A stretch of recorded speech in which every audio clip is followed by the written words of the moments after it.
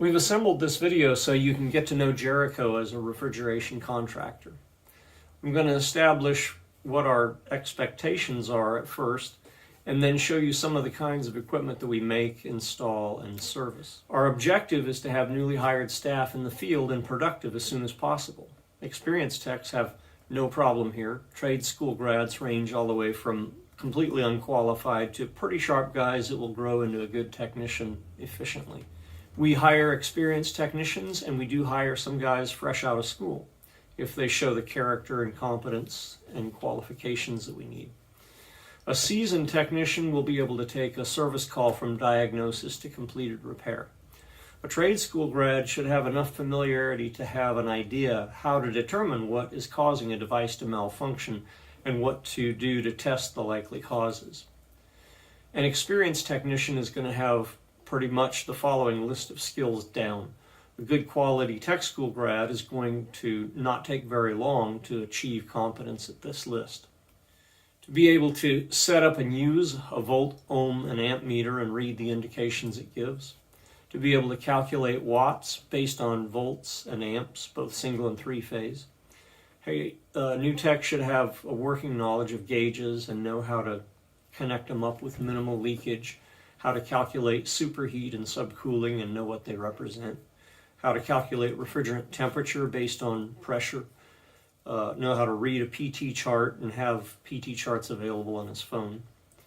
A new hire should know what a TXV is and how to adjust it, know what starting components are and how to test them. A new hire should know what start and run capacitors are and how to check them and what the signs are of failure. He ought to know what a proper belt tension is and how to achieve it. He should know how to operate isolation and king valves to front and back seat them. He should understand how to safely diagnose electrical components with the power on. Make good copper brazing joints using 15% silphos without leaks or an ugly appearance. If you need practice, we do give you all the practice you want in the shop on that, because brazing is a really important skill. A new hire ought to understand when orange rod is used and why.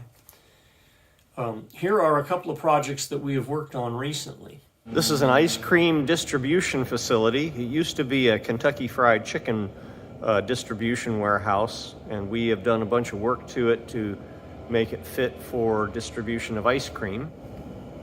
These are medium temp boxes. They also distribute milk here.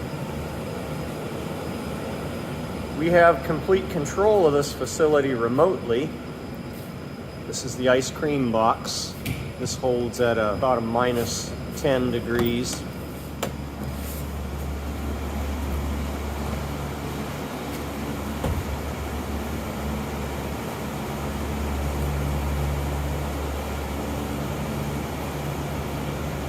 This place has been running for about 20 years. We've got a variable speed refrigeration system that we have completely upgraded the controls on just about 5 years ago, and it's been running flawlessly ever since. This is the loading dock. It holds milk at an adequate temperature for distribution into the trucks. And these are the medium temp boxes where they hold product at 32 degrees, 34 degrees. This is their distribution fleet. They run ice cream all over Northern California, ice cream and milk. Coming up on the machinery room where all of the work takes place. And there is a evaporative condenser out here that extracts all the heat out of those spaces through the compressors. When we took this place over, it had an old Teletrol refrigeration controller that managed the variable frequency drives. All the drives were dead, everything was running at full blast, and the controller was completely dead as well. So we installed this Emerson controller and all the interface boards that go with it. All the interface boards are here. Those are reading all the temperature sensors on the evaporator coils and in the spaces, and measuring head pressures and responding, allowing the computer to respond and tell the VFDs how fast each unit ought to be running. We've got the refrigerant receivers here. We converted this facility over to R507 refrigerant, which is now being sunsetted, but it's still legal to use. There's a refrigerant subcooler there that maximizes the efficiency of the low temp system using waste energy from the medium temp. There are sensors for oil pressure, oil level, oil separators. It's quite a complex system, but it runs flawlessly.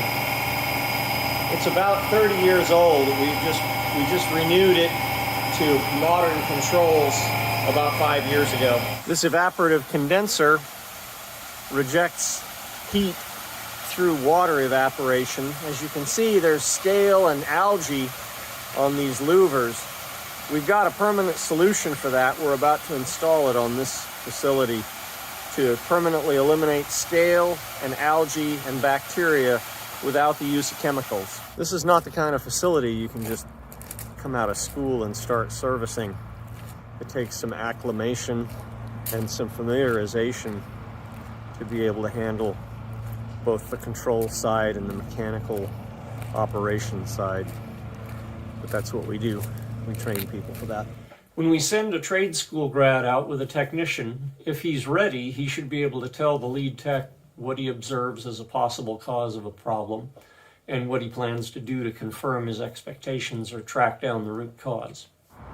This is a grocery store that's got a bunch of antiquated air-cooled refrigeration up on the roof where it's hard to access. We're going to be moving the refrigeration for the produce and beverage cases behind this fence. It's going to be super efficient water cooled.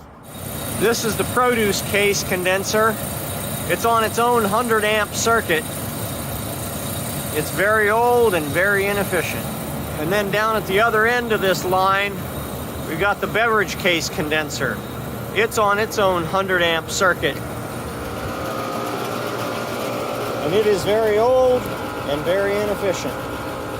Part of what we'll do on this particular grocery store project is pull power from these panels and run new power out to that location. It's all the way down at the end.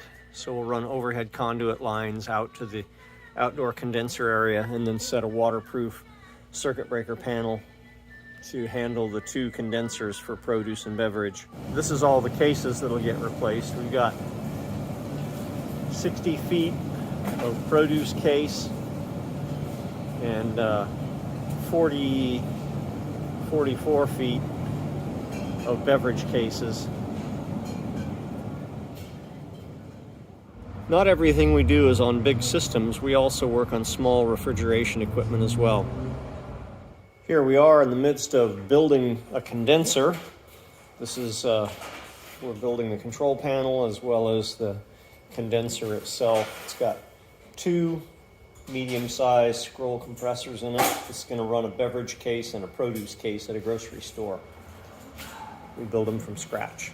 And here's our receivers for the beverage case and the produce case and our circulation pump for the evaporative condenser tower. This is Mike. He's the architect of this thing. Mike, tell us what's in that control box. Well, this basically is compressor 1 contactor. This is compressor 2's contactor and the pump and the fan relays. This is the freestat that turns the pump on whenever it's below 32 degrees.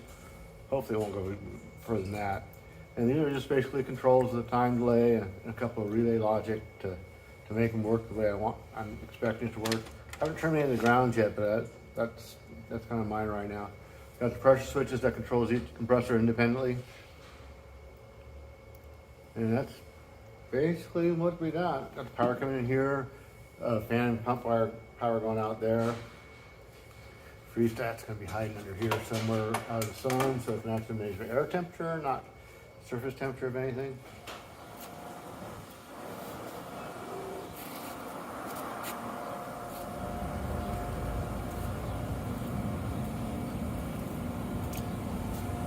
There's zero energy use out here when there's not, when the case is not calling.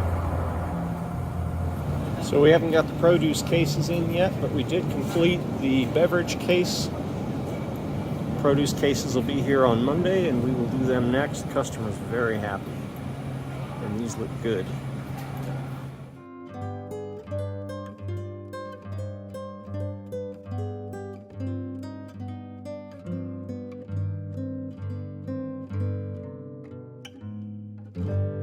So here's our completed project. The condenser is off of the roof now.